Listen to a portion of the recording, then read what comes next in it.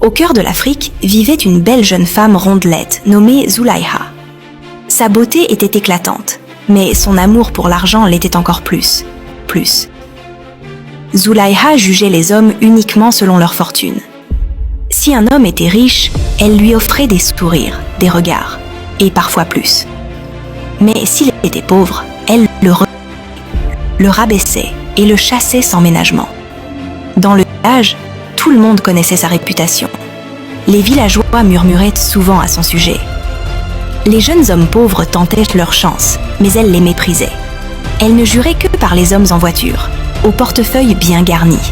Elle les retrouvait dans des coins discrets du village, acceptait leurs cadeaux et se vantait même parfois de ses conquêtes. Zulaïha avait perdu sa mère dans un accident tragique. Depuis ce jour, elle vivait avec la deuxième femme de son père, qui s'était occupée d'elle depuis l'enfance. Elle l'appelait Tanti, car elle l'avait élevée après la mort de sa mère. Tanti la sermonnait souvent. « Zulaïha, l'argent ne fait pas tout dans la vie. Ce n'est pas ça qui fait la valeur d'un homme. » Mais Zulaïha haussait les épaules. Elle n'écoutait pas. Les conseils entraient par une oreille et sortaient par l'autre. Un jour, elle se lia avec un homme riche et influent, Chief Dawodu, connu pour sa dureté. Il la couvrait de cadeaux et elle était prête à tout pour lui plaire. Jusqu'au soir où il l'attira dans une hutte abandonnée.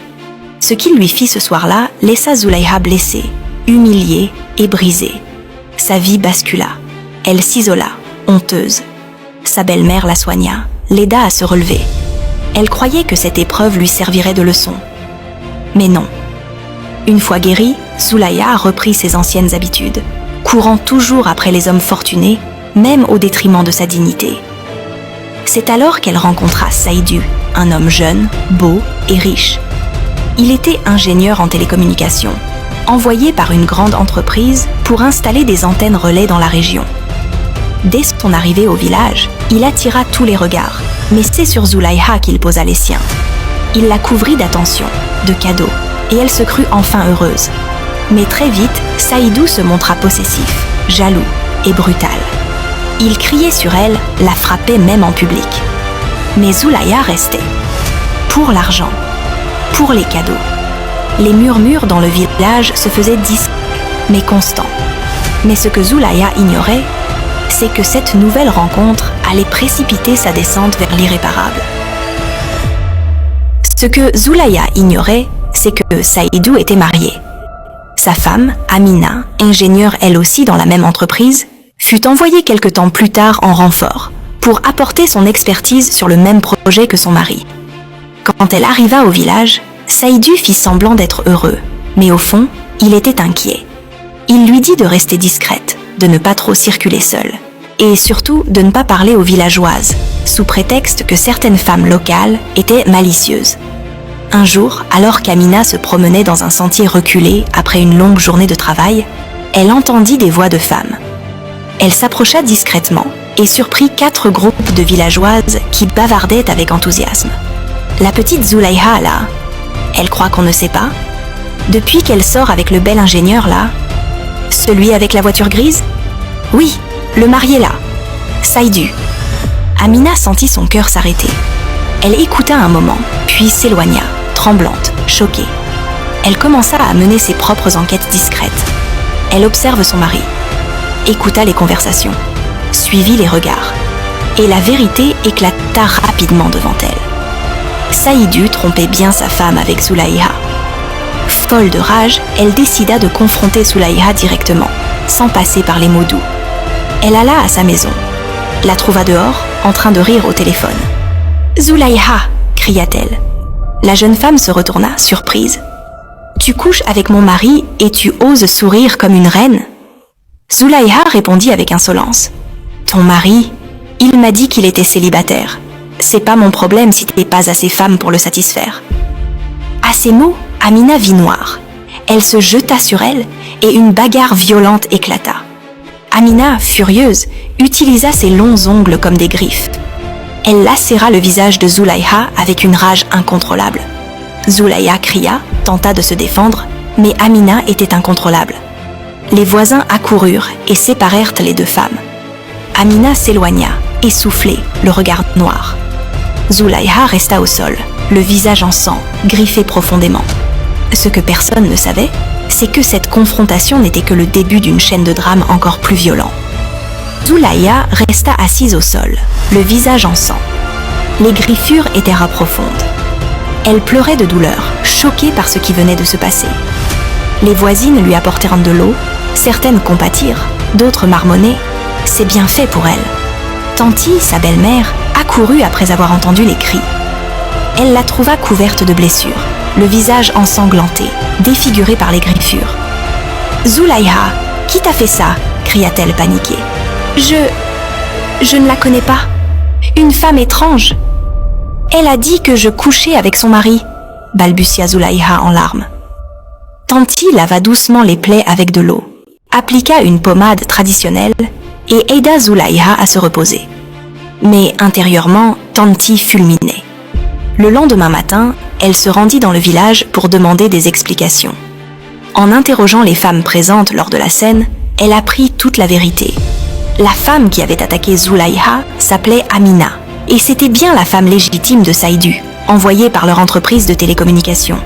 Mais nous, on ne savait pas qu'elle allait réagir comme ça, plaidèrent les villageoises. On pensait juste qu'elle allait la confronter, pas l'agresser. Tanti ne dit rien. Elle rentra, puis alla directement au palais royal.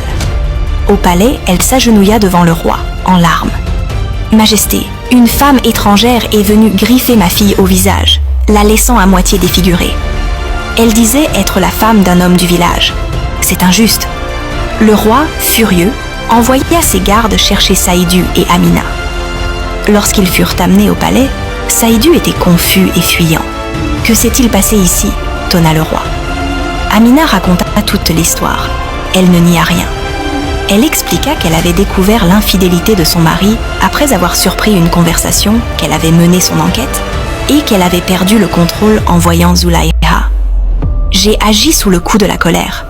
Je regrette, mais elle m'a aussi provoqué. » Le roi hocha la tête longuement, puis prononça son jugement. « Amina, tu as porté atteinte à la vie d'une autre femme. Même trahie, tu n'avais pas le droit de faire justice toi-même.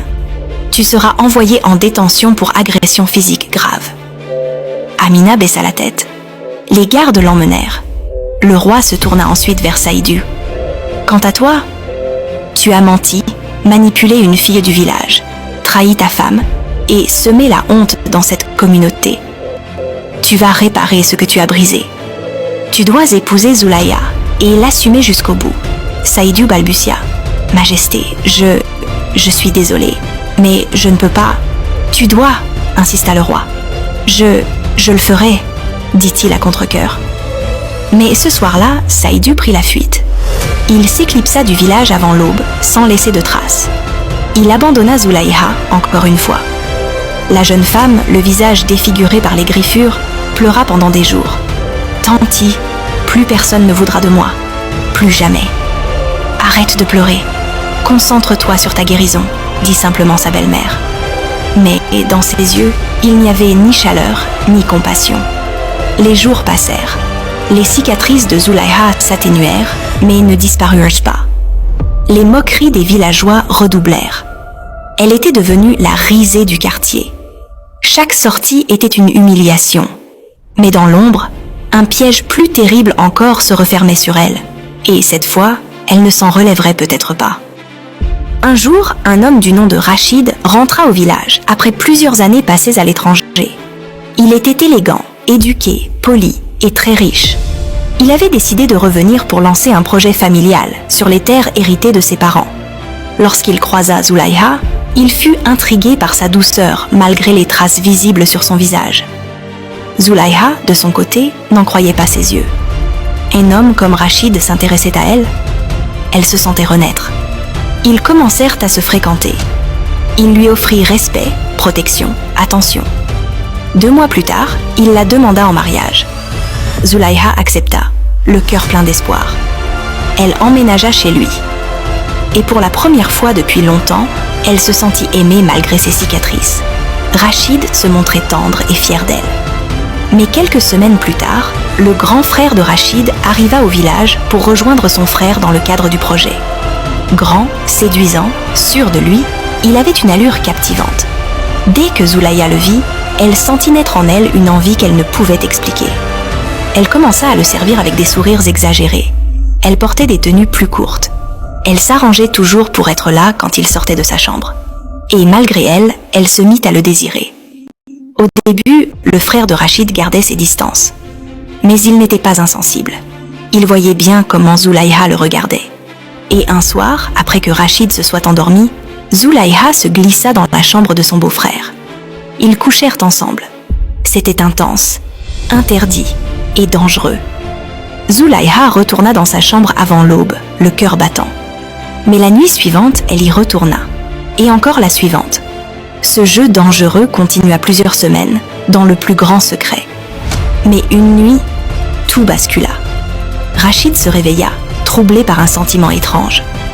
En tendant la main, il constata que Zulaya n'était pas à ses côtés. Il appela doucement. Aucun son ne répondit.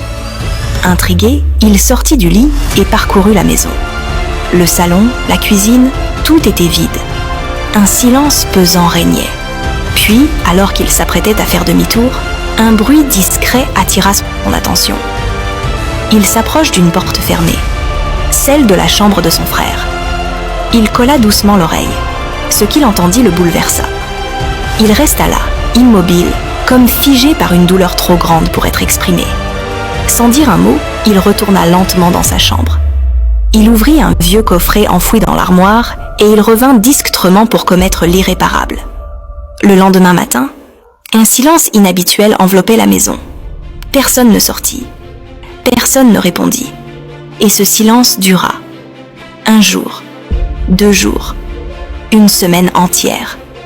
La belle-mère de Zulaya, Tanti, s'étonna de ne plus voir sa belle-fille venir la visiter comme elle le faisait régulièrement. Elle décida d'aller chez eux. En approchant de la maison, une odeur insupportable lui monta au nez. Elle frappa, appela. Rien. Elle poussa doucement la porte. Ce qu'elle vit à l'intérieur la fit hurler de douleur. 3 corps, immovés, du sang séché. La scène était insoutenable. Elle sortit en courant, alertant les voisins. Les villageois accoururent. Certains pleuraient. D'autres restaient figés. Le chef du village ordonna qu'on appelle le féticheur pour comprendre l'origine d'un tel malheur. Le féticheur arriva. Il entra dans la maison. Il marcha lentement. Puis il posa des calebasses, alluma des poudres, prononça des incantations. Un grand silence s'installa. Puis il se redressa. Il pointa un doigt vers Tanti. C'est elle, c'est cette femme. La source du mal, c'est elle. Les gens se retournèrent, choqués. Le féticheur reprit. C'est elle qui, des années plus tôt, a sacrifié la mère de Zulaya dans son coven, par jalousie car elle a toujours pensé que la mère de Zulaya avait sacrifié son unique fils qui est mort. Et depuis, elle a juré que Zulaya ne sera jamais heureuse de son vivant. Elle a envoûté Zulaya, semé en elle l'esprit de débauche, de destruction. Tous les hommes qu'elle a rencontrés depuis ont été des instruments de sa chute. Elle n'a jamais été libre. Tout a été manipulé depuis le début. Un silence glacial s'abattit. Puis les cris éclatèrent. « Sorcière! Meurtrière !» cria le peuple. Tanti tenta de se défendre. En vain. Les villageois la maudirent, la chassèrent. Elle fut bannie du village, errant seule dans la forêt, survivant avec peine. Moralité. Parfois, le véritable ennemi n'est pas celui qu'on voit, mais celui qui agit dans l'ombre. Zulaya a été jugée toute sa vie pour des fautes qu'elle n'a jamais choisies. Son comportement était visible, mais la racine de son mal venait d'une malédiction cachée. Cette histoire nous rappelle que derrière certains drames, il y a des forces invisibles, des manipulations, des jalousies enfouies, parfois même venues de notre propre famille. Et elle nous rappelle aussi que la colère, si elle n'est pas maîtrisée, peut anéantir plusieurs